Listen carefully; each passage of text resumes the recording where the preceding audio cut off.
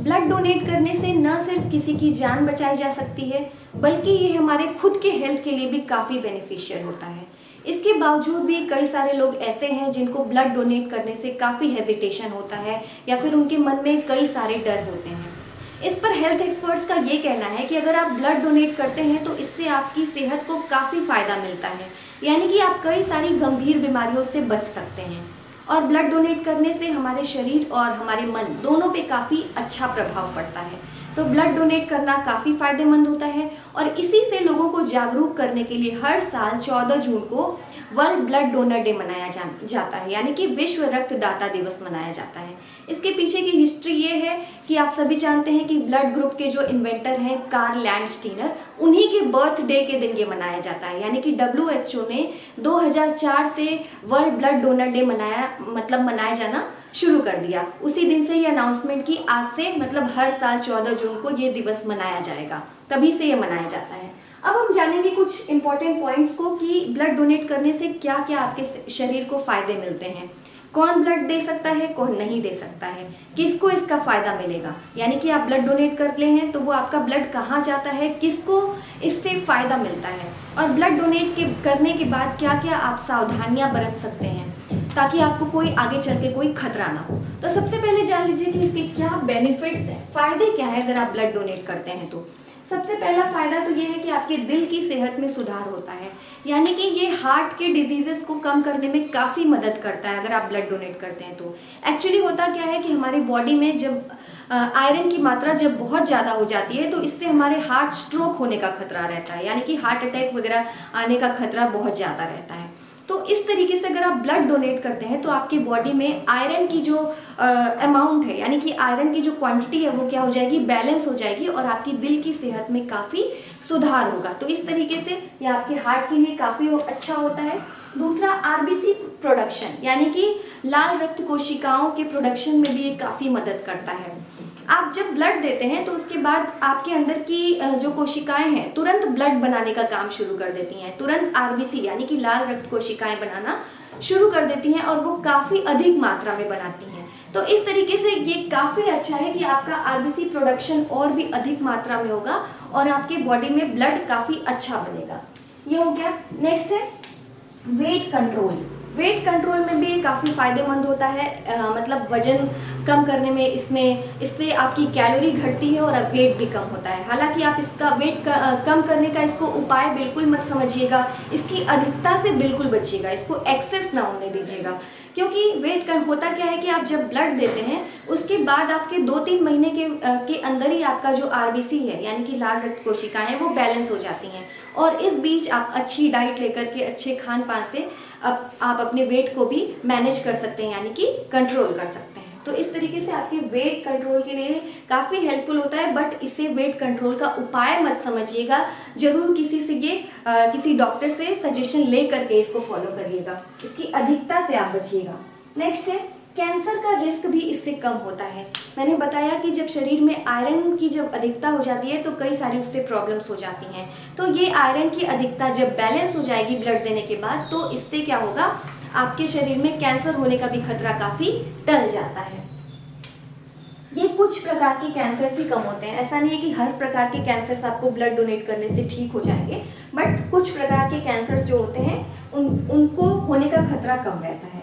Good health, इससे आपकी सेहत भी काफ़ी अच्छी होती है, यानी कि कोशिकाएं आपकी प्रेरित जब होती हैं तो आपकी बॉडी काफ़ी अच्छे से वर्क करती है। आपकी बॉडी में BP भी यानी कि ब्लड प्रेशर भी नियंत्रित रहता है, ब्लड प्रेशर भी कंट्रोल होता है। तो इन सभी चीज़ों के लिए आप समझ सकते हैं कि ब्लड देना काफ़ी हेल्पफुल होता है। नेक्स्ट ये है कि हेल्थ चेकअप, एक फ़ायदा आपको काफ़ी होने वाला है इससे। हम देखिए रेगुलरली हेल्थ चेकअप के लिए नहीं जाते हैं कि अपना थायराइड चेक करा लें, अपने ब्लड शुगर को चेक करा लें या फिर हेपेटाइटिस A B जो भी होता है उसका चेकअप करा लें।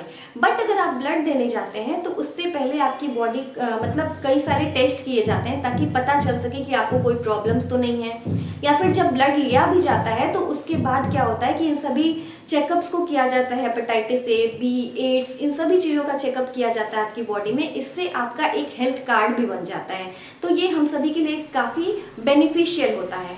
अब आते हैं दूसरी पॉइंट पे। ये मत समझिएगा कि ब्लड कोई भी जा करके दे सकता है। मैंने बताया कि इस पॉइंट को मैं आपको बताऊंगी कि कौन दे सकता है। तो दूसरा है हु कैन डोनेट। ब्लड कौन दे सकता है? ब्लड कोई भी दे सकता है 18 से 65 ईयर, यानी कि 18 से 65 वर्ष के बीच में कोई भी व्यक्ति ब्लड को दे सकता है, बशर्ते वो स्वस्थ होना चाहिए। अगर वो हेल्दी है तो वो ब्लड डोनेट कर सकता है। दूसरा ये कि उसका हीमोग्लोबिन 12.5 से कम नहीं होना चाहिए, तभी आप ब्लड को दे सकते हैं। तो इस तरीके से आपका वेट जो है वो 45 केजी से कम ना हो। एक चीज़ और आपको अवॉइड करनी होगी, सपोज कोई लेडी अगर वो प्रेग्नेंट है तो उस टाइम में उसको ब्लड डोनेट करना प्रोहिबिटेड हो जाता है। उस समय ब्लड डोनेट करने से बचना चाहिए। किसी लेडी को अगर पीरियड्स हैं तो उस टाइम में भी उसको ब्लड डोनेट करने से बचना चाहिए। तो ये सभी चीज़ें, सभी चीज़ों में। और अगर आपको बहुत कोई पुरानी डिजीज़ है, अगर क्रॉनिक डिजीज़ है, किसी बीमारी से आप सफ़र कर रहे हैं, तो उस केस में भी आपको बचना चाहिए। हालांकि आप अपने डॉक्टर से कंसल्ट करके ब्लड डोनेट कर सकते हैं। ये है। अब देख लेते हैं for whom it is helpful. ये किसके लिए हेल्पफुल होता है, मतलब अगर आप ब्लड देते हैं तो ये किसके लिए मददगार साबित हो सकता है। तो जब आप ब्लड देते हैं उस केस में अगर किसी का बहुत सीरियस एक्सीडेंट हो गया है, बहुत सीरियस इंजरी हो गई है, तो उस केस में ये काफ़ी हेल्पफुल होगा। उसके लिए किसी की जान भी बचाई जा सकती है।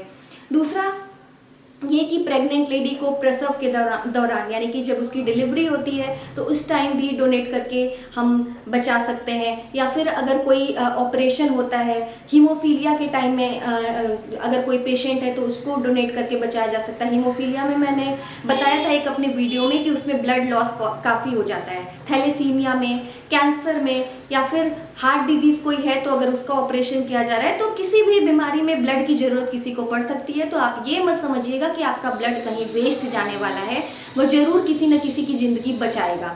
और चीज़ मैं एक आपको बता दूं, अगर आप ब्लड डोनेट करते हैं सपोज 1 यूनिट, तो वो 3 जिंदगियों को बचाता है।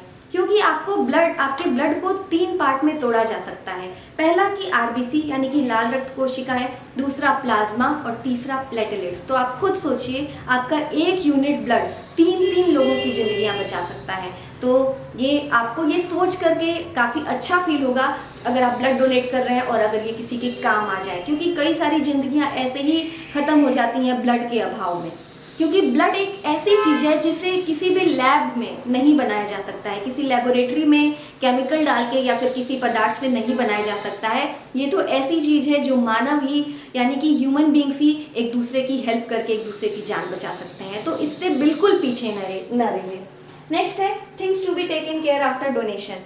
क्या क्या चीज़ों का हम ध्यान रख सकते हैं डोनेशन के बाद। सपोज आपने ब्लड डोनेट कर लिया, उसके बाद ध्यान रखिए कि अगर आप टोबैको या फिर अल्कोहल का सेवन करते हैं, अगर कोई भी नशा आप करते हैं, तो उसको 24 घंटे के लिए बिल्कुल स्टॉप कर दीजिए। आपको उस टाइम में वो नशा बिल्कुल नहीं करना है। पानी जितना ज़्यादा से ज़्यादा हो सके आप पीजिए। अच्छी डाइट लीजिए उस दिन, जिस दिन भी आपने ब्लड डोनेट किया उस दिन अच्छी डाइट लीजिए। धूप में निकलने से बचिए इन सभी। या फिर आप 2 घंटे तक कोई भी साइकिल या बाइक को टच मत करिए, यानी कि चलाइए मत। इन सभी चीज़ों का ध्यान आपको रखना होगा।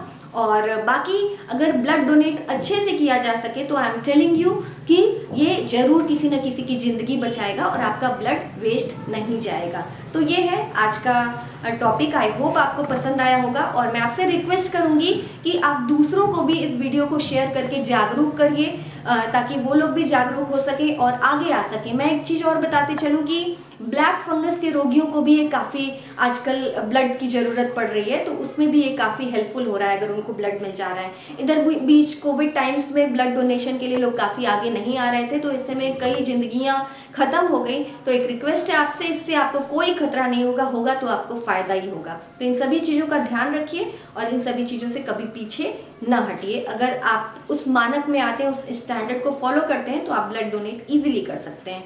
तो वीडियो को लाइक जरूर करिए, फ्रेंड्स को शेयर करिए, फैमिली मेंबर्स को शेयर करिए। और एक और रिक्वेस्ट है, जिन्होंने भी अभी मेरे चैनल को सब्सक्राइब नहीं किया है उससे रिक्वेस्ट है मेरे चैनल को प्लीज़ सब्सक्राइब करें। जो मेरे चैनल का नाम है वो है universal Juhi. Thank you so much.